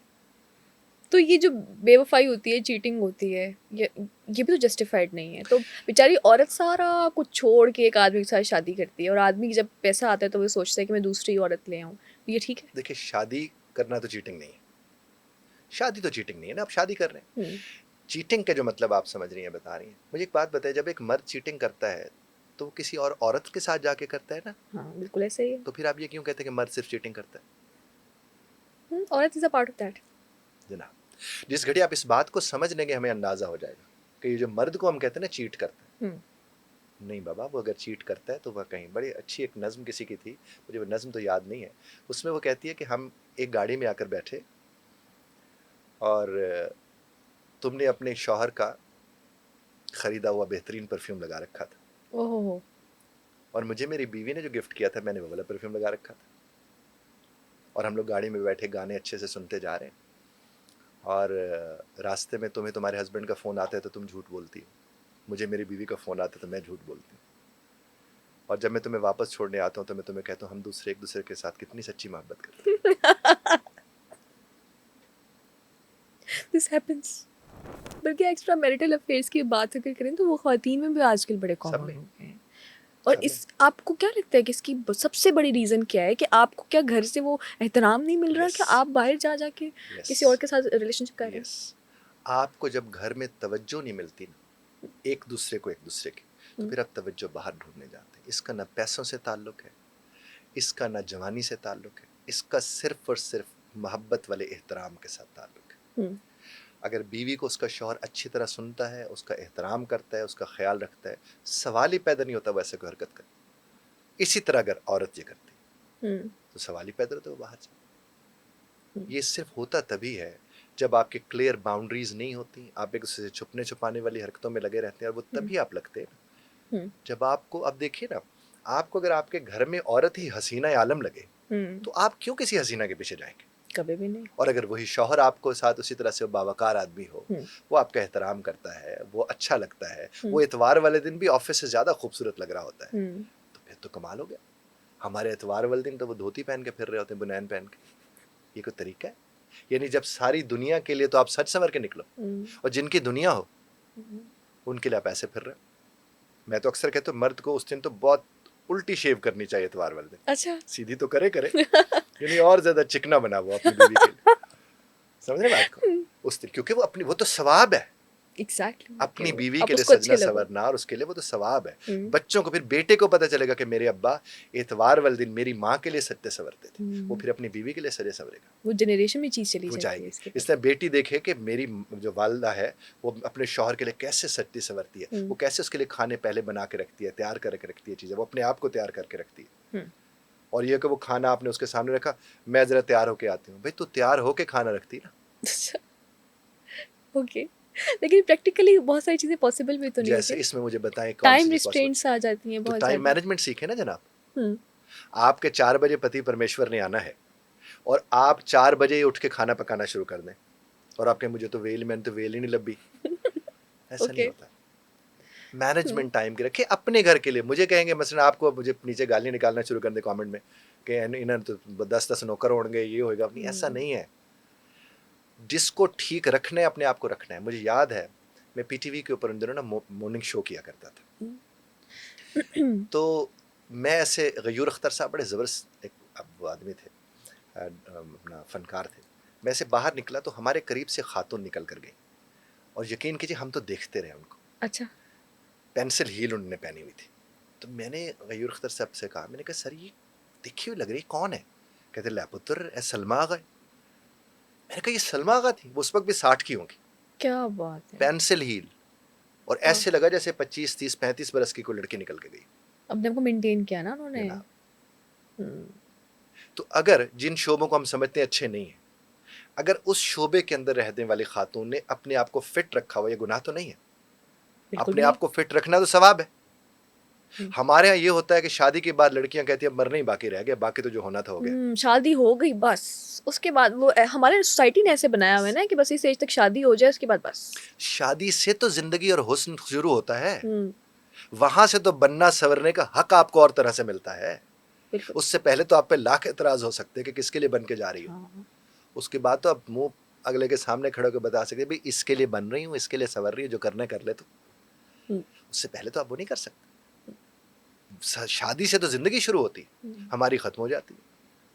और फिर हम मुआशरे को इल्जाम नहीं दे सकते। ये जो लड़के लड़कियां छोड़ भी रहे एक दूसरे को, रख भी रहे एक दूसरे को, रहे ना एक दूसरे के लिए, क्यों इल्जाम दे रहे बाकी लोग? कमरे के अंदर अगर वो लड़ पड़े हैं तो उसमें कौन था? आपस में दो ही थे। तो फिर, लेकिन वो दूसरों के कंधे पे बंदूक होती है। तेरी माँ ने ये कहा मैं इसलिए तो उसे लड़ रही हूँ। भाई वो तुम्हारे लम्हात हैं, तुम उनसे लुत्फ लो। हम्म, तुम क्यों अम्मा को ले आई हो, तुम क्यों अब्बा को ले आई हो, तुम क्यों अम्मा को लेके आ रहे हो, या उसकी बहन भाई को या किसी और रिश्तेदार को। हम्म, बेडरूम में एक जुमला भी नेगेटिव नहीं होना चाहिए। बेडरूम के अंदर तो सिर्फ पॉजिटिव बातें होनी चाहिए, क्योंकि तैरती हैं ये बातें उस फिजा में। हम्म। लेकिन हमारे यहाँ तो है नहीं वो चीज़। लड़ाई ही आपने उन्होंने तब लड़ना है करनी। तो आप जाकर लड़ें। अब ये जो रहते हैं यहाँ पर, क्या से बोलते हैं, जॉइंट फैमिली में, हम्म, इनको बड़ा अच्छा मशवरा मैंने दिया हुआ है कि ये वॉक करने रात को जाएं, लड़ लुड़ के वापस आ जाए, नो प्रॉब्लम, हम्म, घर में मत लड़ें। और अक्सर अब जा रहे हैं ये माशाल्लाह से, ये जो रात को वॉक करने जा रही हूँ, ये वॉक करने जा रही है, ये लड़ने जा रहे होते, ओके। लड़ लुड़ के वापस आते। तेरी बहन ने आज ये कहा, तेरी माँ ने आज ये कहा। वो हम्म, आगे से जो बहुत ज़्यादा एक्सपीरियंस शौहर, वो कहते आहो जी हाँ ठीक तो नहीं, चंगी गल तो नहीं, अच्छा मैं कमांगा, ये खुश हो जाए बस। बस ये खुश है। जॉइंट फैमिली को सपोर्ट करते हैं आप? अगर जॉइंट फैमिली के बड़े प्राइवेसी को इंश्योर कर दें तो जॉइंट फैमिली नेमत है। ओके। और चूंकि वो प्राइवेसी इंश्योर नहीं करते, हम्म, इसलिए वो जहमत बनती है, और जहमत बनती है औरत लेके मर्द को बाहर चली जाती है। लेकिन जब औरत मर्द को बाहर लेकर जाती है वो ज़्यादा वल्नरेबल हो जाती है। क्योंकि यहाँ फिर भी मर्द उसे बोलते हुए डरता था कि अम्मा सुन लेगी, ये भाई सुन लेगा, हम्म। वहाँ तो उसे पता है सुनेगा कौन। वो ज़्यादा खतरनाक हो जाता है। लेकिन ख़वातीन ये समझती हैं कि अगर हमारे पास अलग घर होगा तो हम अपने हिसाब से ज़िंदगी गुजार तो सकेंगे। गुजारे, कोई रोक तो नहीं रहा। हम्म, गैर शरई फेल तो ये नहीं है, हम्म, अलहदा रहना चाहते रहे। वो उस घर में भी अपनी, देखें लफ्ज़ तो प्राइवेसी है ना। हम्म। अगर उस खातून की प्राइवेसी को ब्रीच नहीं कर रही सास, हाँ। वो तो जन्नत है। वो तो उठ के कहीं भी चली जाए और कहे कि मैं जा रही हूँ अम्मी जी आप देख लेना बच्चों, अम्मी हम्म, जी देख लेंगी। और अगर अब वो अकेली रह रही है तो उसके बच्चे कौन देखेगा? वो जाती है 15 किलोमीटर दूर नानों के यहाँ छोड़ने, फिर वो ट्रू। कहीं जा सकती है। इधर तो वो बच्चों को छोड़ के जा सकती है। और ख़ास तौर पर जो वर्किंग लेडीज़ हैं उनके लिए जॉइंट फैमिली तो और बड़ी नेमत है, बिल्कुल ऐसे ही है। अगर हम्म, बड़े बूढ़े प्राइवेसी इंश्योर कर। हम्म, अगर वो इंटरफेयर करें, सवेरे सवेरे उठती है, तैयार होकर चली जाती है, सानू पूछती नहीं। आपके घर में अगर आपकी बेटी है ना, तो बहू को आपको पूछना भी नहीं चाहिए। हम्म, बेटी को ख्याल रखना चाहिए जब तक उसकी शादी नहीं हो रही।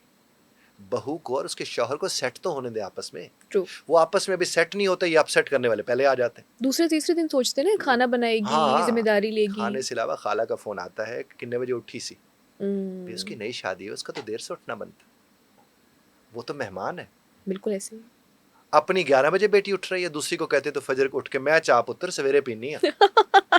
ट्रू। ये तो कोई तरीका नहीं। और उसमें खाला, और वो वाली खाला जिसकी अपनी बहू नहीं बस रही होती, वो मशवरे दे रही होती।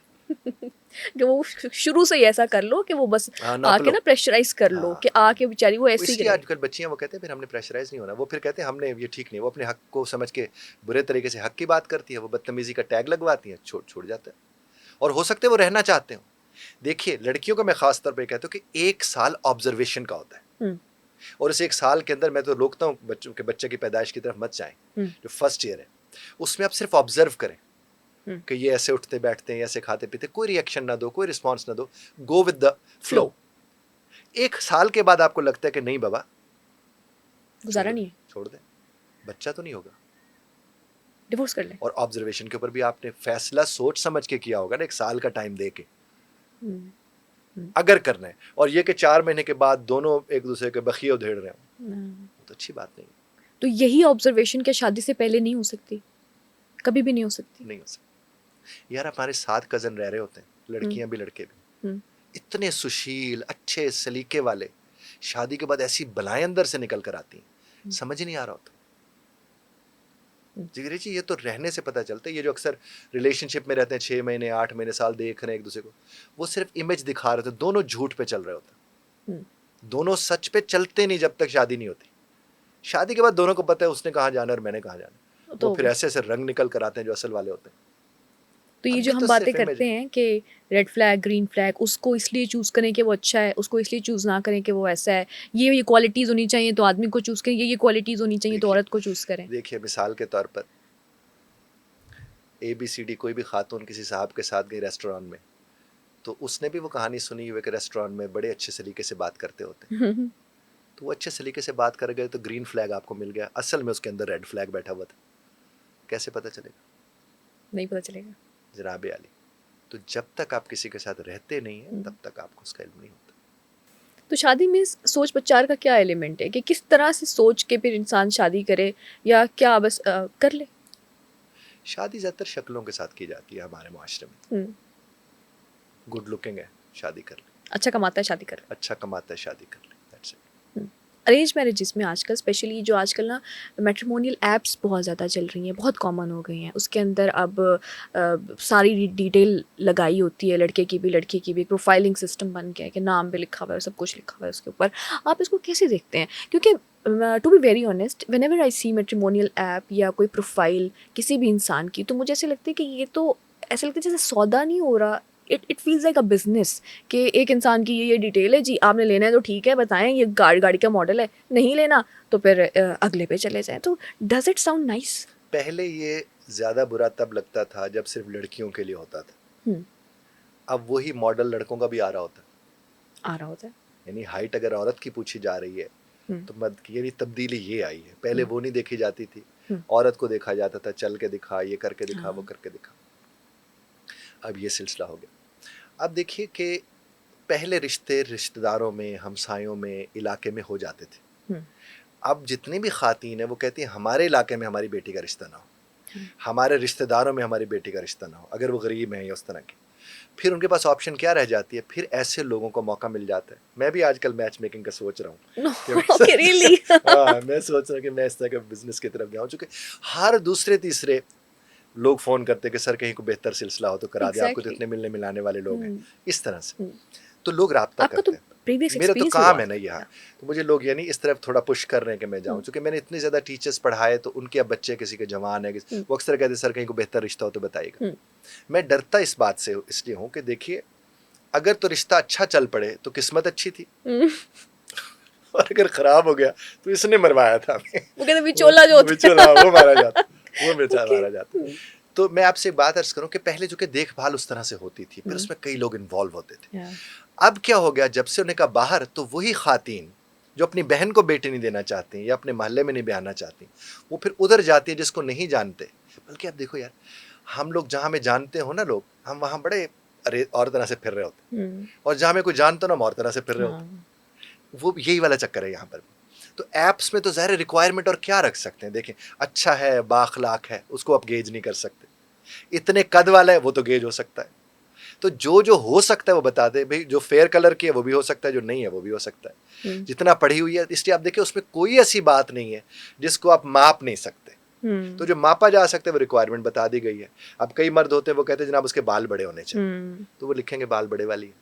मुझे ऐप्स में एक दफ़ा ये लगा, एक साहब मेरे पास आए वो दिखाने के लिए कि हमने क्या क्या ऐड करना है। तो मैंने उनसे जब ये बात की जनाब, मैंने कहा एक बाल इसमें ऐड ज़रूर करें। वो कहने लगे सर ये आप कैसे बात, मैंने कहा हाँ, ऐसे भी मर्द है। वो कहते उसके बाल बड़े होंगे तो मुझे वो बड़े बालों वाली अच्छी लगती है। तो फीचर्स तो ऐड हो रहे हैं इस तरह। उसने कहा कि एक खातून का था वहाँ पर कि अगर उसकी मूछें नहीं है तो मैं शादी नहीं करूँगी। आप खुद अंदाजा लगा। फिर कुछ फैमिलीज होती है जिसमें मुझ नहीं तो कुछ नहीं वाला हिसाब होता है, वो भी तो जाहिर है इस तरह से तो चीज़ों को कस्टम देखते हैं। मेड हो गया ना तो फिर। वो कस्टम मेड फिर हो जाती है चीज़ें। तो ये तो आप ऑलरेडी आप देखेगा, और इसमें क्या क्या चीज़ें आती हैं, पूरी रिक्वायरमेंट का पलंदा लगेगा वहाँ पर। और क्या है जो रिक्वायरमेंट है उसके साथ ज़िंदगी का ताल्लुक ही कोई नहीं। बिल्कुल नहीं है, यही तो मसला है। ज़िंदगी का ताल्लुक राह पे आ जाने तो वाह पे आ जाने तो वाह पे आ जाने तो राह पे आ जाने, ट्रू। ज़िंदगी में तो उसके साथ ताल्लुक है कि आप उस रास्ते पर किस तरह चलते हैं। और मैं आपको जवीरिया जी बताऊं, जिसको एहतराम करना आता है ना उसके साथ शादी होनी चाहिए, और उसका पता तब तक नहीं चलता जब तक शादी नहीं होती। प्रॉब्लम सबसे बड़ा ये है। वैसे जो ऐप्स के ज़रिए शादियाँ होती हैं, अक्सर मैंने सुना है स्कैम्स भी बहुत ज़्यादा होते हैं, बहुत हो रहे हैं स्कैम्स। फ्रॉड्स हो रहे हैं, किसी की 2-2 पहले शादियाँ हुई होती हैं, वो छुपा लेते हैं, बताते नहीं हैं। किसी को इल्लीगली इंसान कोई ऐसा बिज़नेस कर रहा होता है और फिर वो और लड़कियों को ट्रैफिकिंग में, हाँ, उन्होंने ट्रैफिकिंग में भी चला जाता है और बेचारे बड़े लोग इस वक़्त तंग हैं। तो ये ऐप्स क्या इनको बेहतर करने की ज़रूरत है या इनकी ज़रूरत है ही नहीं सिरे से, या देखिए इंसान खुद ढूँढे अपना जिन्होंने मैच? ऐप्स बनाए हैं ना हुँ, उनके पास डेटा आता है, वो डेटा रख देते हैं। जिस हद तक वो स्क्रूटनी कर सकते हैं वो कर देते हैं। बाकी जब आप उनसे मिल रहे हो हुँ, उसके बाद आपने देखना है ना कि देखें, ऐप्स वाले का ये काम नहीं है कि वो आपके लिए बैठ के ये देखे कि ये बंदा ठीक है कि नहीं। ऐप्स वाले ने कहा ये फॉर्म फिल कर दें, उन्होंने भी फॉर्म फिल कर दिया, आपने भी फॉर्म फिल कर दिया, वो फॉर्म उन्होंने आपके सामने रख दिया, दैट्स इट। जब आप उनसे मिलते हैं हुँ, बात करते हैं तो आपका काम है ना इन्वेस्टिगेट करना। ट्रू, आपका काम है क्या पूछें। इससे तो पहले होता था कि जब इलाके के लोगों में शादी होती थी तो सारा पता होता था। सारा पता होता था। अब वो उधर तो आप करने को तैयार नहीं है। हुँ, जब आप उधर करने को तैयार नहीं और इधर जाने को तैयार हैं तो फिर रिस्क तो लेना पड़ता है। यहाँ देख के रिस्क लेना पड़ता है, वहाँ देखा रिस्क होता है। यही फ़र्क है ऐप में और बाकी चीज़ों में। क्या फिर एक अच्छी ऑप्शन ये नहीं है कि हर इंसान अपना मैच खुद ढूँढे? असल तो ऑप्शन ही यही होती है। हुँ, लेकिन जब आप अपना मैच खुद ढूंढ लेते हैं, तो आपने एक दफ़ा ढूंढ लिया तो फिर उसे खोएं तो नहीं ना। सँभाल के रखें। लेकिन हम उसे संभाल क्यों नहीं पाते, चूंकि हम ढूंढ के फिर उसे ठीक करना चाहते हैं। जिस हालत में पसंद किया है उसी हालत में रखना चाहिए, राइट? वो असल में वो भी तो फेक कर रहा होता है ना उस हालत को। अच्छा। पसंदीदगी वाली हालत तो फेक हो रही है।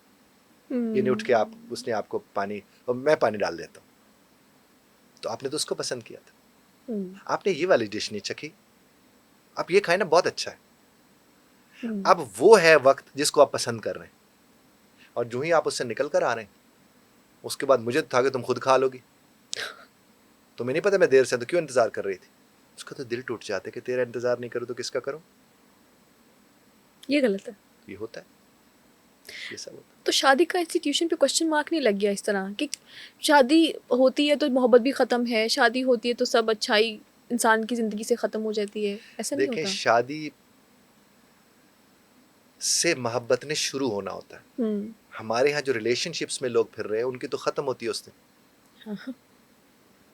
हुँ, तो जब शादी से मोहब्बत ने शुरू होना तो उसका मतलब दरियाफ्त ने शुरू होना होता है। हुँ, आप एक दूसरे को देखते हैं कि इसका कैसा मिजाज है, वो आपको देखते हैं।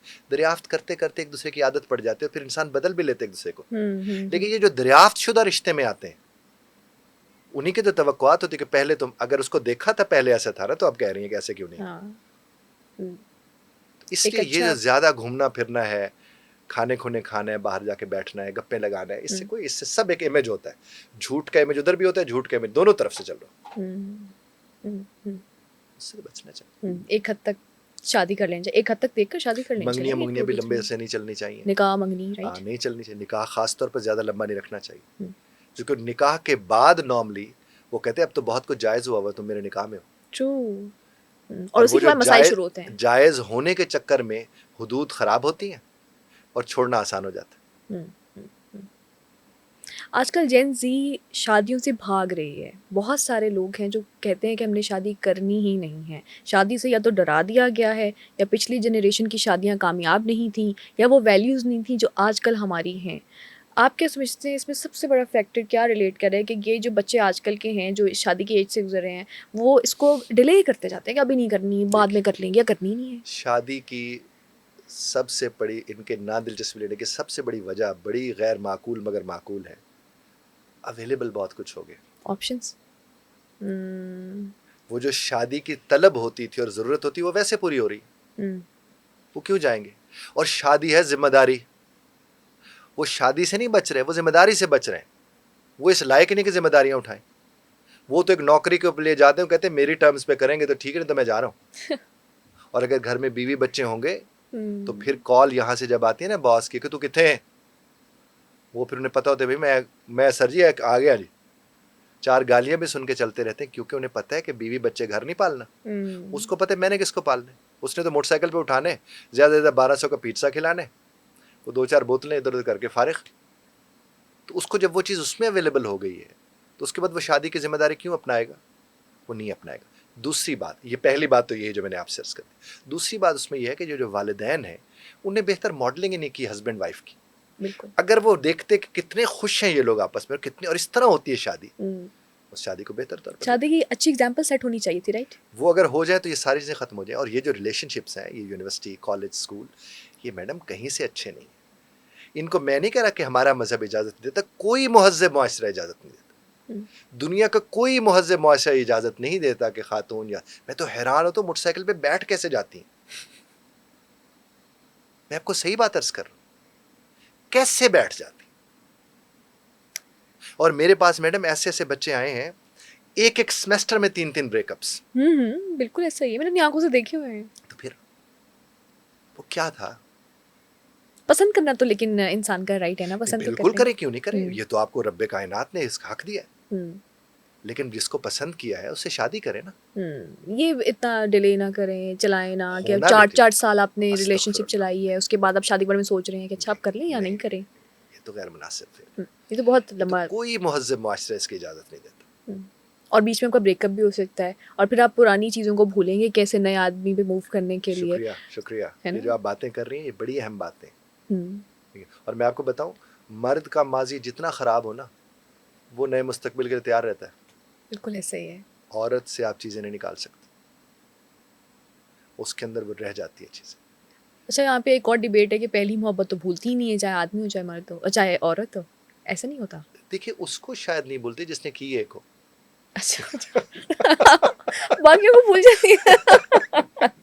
तो ये बस कहने की बात है, एक कौन मोहब्बत करता है एक? ऐसे नहीं होता है। वो आराम से कर आपको लेते। दिन में कई लोग अच्छे लगते हैं और उनको हुँ, आपको उनसे मोहब्बत भी हो जाती है, प्यार हो जाता है। इसका मतलब नहीं कोई गैर मुनासिब ताल्लुक रखना है। अच्छे लगते हैं लोग, हुँ, उनके साथ बैठने को दिल करता है, उनके साथ बात करने को दिल करता है, दैट्स इट। हुँ, ये तो कोई मायूब बात नहीं है, ये तो हुँ। गैर मुनासिब बात हाँ, इसमें कोई बुराई नहीं है। है। जनाब, बहुत शुक्रिया आपका सर। हमने जो मेरे ज़हन में भी सवाल थे बीइंग अ यंगस्टर, मैंने वो खुद से भी सवाल किए हैं ताकि कुछ मेरी अपनी भी एजुकेशन हो जाए, या जो मुझे मसाइल आ रहे हैं वो ठीक हो जाएँ। एक ही नतीजे पे मैं पहुंची हूँ कि इस वक्त हमारी अब जो चली गई जनरेशन, हम उसको नहीं सुधार सकते। अब जो है हम उसको सुधार सकते हैं। ख़ास तौर पे पेरेंट्स और बच्चों का जो एक रिलेशनशिप है, कि पेरेंट्स को अब ऐसी एग्जांपल सेट करें अपनी वाइफ के साथ भी, अपने बच्चों के साथ, कि उनको ऐसा ट्रॉमा ना हो कि कल को वो एक बुरी शादी में फँसें, या फिर वो अपने स्पाउस को उस तरह से डील ना करें, या बच्चों को अच्छे, या अपनी ज़िंदगी का कोई मामला अच्छा ना चला सकें।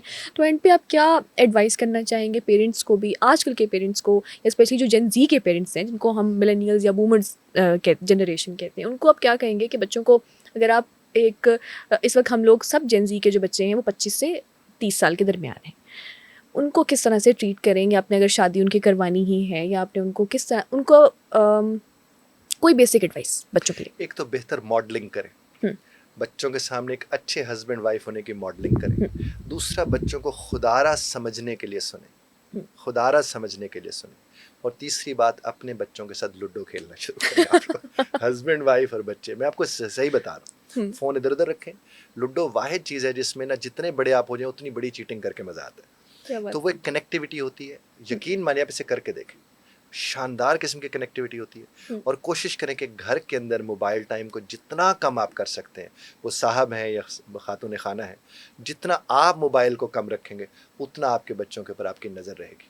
बिल्कुल नज़र आएगी। Thank you so much Ejaz Bukhari साहब, जब ऑनर्ड। भी आपसे मिलती हूँ बहुत अच्छा लगता है और नई-नई सेम ईयर। चीज़ें सीखने को सेम ईयर। मिलती हैं। जज़ाकल्लाह। So this was the podcast, I hope you enjoyed. और इतनी इम्पोर्टेंट बातें इसमें की गई हैं अवेयरनेस के लिए, हमारी यंग जनरेशन के लिए, हमारी जो थोड़ी ओल्डर जनरेशन है उनके लिए, आजकल के बच्चों के लिए, कि अगर आप इनको फॉलो करना शुरू कर दें तो हमारे सारे इंस्टीट्यूशंस एक-एक करके बेहतर हो जाएँगे। अपना भी ख़्याल रखें और अपनी मेंटल हेल्थ को ज़रूर फ़ोकस करें, साथ वालों का ख़्याल करें, अच्छे रिलेशनशिप्स बनाएँ, अच्छे रिश्तों में जाएँ और एक बेहतर मुआशरे की तरफ बढ़ने की कोशिश करें। इसी के साथ हमें दीजिए इजाज़त। अल्लाह हाफ़िज़।